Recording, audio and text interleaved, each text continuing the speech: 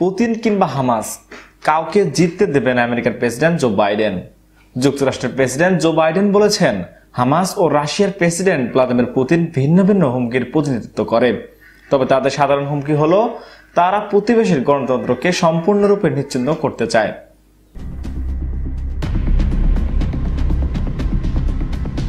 ওয়াশিংটনের ওভালস অফিস থেকে জাতির উদ্দেশ্যে দেওয়া ভাষণে জো বাইডেন এসব কথা বলেন। ইসরায়েলের হামাস সংঘাতের মধ্যে তেল আবিব সফর করে দেশে ফিরে এই ভাষণ দেন তিনি। বাইডেন বলেন, আমরা যদি পুতিন ইউক্রেনের ক্ষমতা ও নিয়ন্ত্রণ প্রতিষ্ঠা ক্ষুব্ধ না করি, তবে তিনি নিজেকে শুধু ইউক্রেনেই সীমাবদ্ধ রাখবেন না। তিনি বলেন, ইসরায়েল ও ইউক্রেনের সফল হওয়ার বিষয়টি নিশ্চিত করা আমেরিকার জাতীয় নিরাপত্তার জন্য গুরুত্বপূর্ণ। প্রেসিডেন্ট বাইডেন আরও বলেন, সন্ত্রাসী ও স্বৈরশাসকদের মূল্য দিতে হবে। বাইডেন চলতি বছরের শুরুতে পোল্যান্ড হয়ে ইউক্রেন সফরের কথা উল্লেখ করেন। তার এই সফর ছিল ইউক্রেন ও প্রেসিডেন্ট ভলোদিমির জেলেনস্কির সমর্থন দেওয়া। তিনি বলেন, আমরা আগের চেয়ে শক্তিশালী, আমেরিকা বিশ্বের জন্য একটি বাতিঘর। তিনি আরও বলেন, হামাস ও পুতিন কাউকে জিততে দেব না।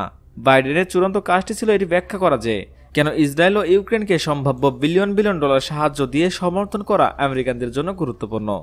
বাইডেন আসলে বলেননি যে তিনি অতিরিক্ত তহবিলের জন্য কত ডলার চান, তবে আশা করা হচ্ছে তিনি $100 বিলিয়ন সমপরিমাণ অর্থের সাহায্য করতে চাইবেন।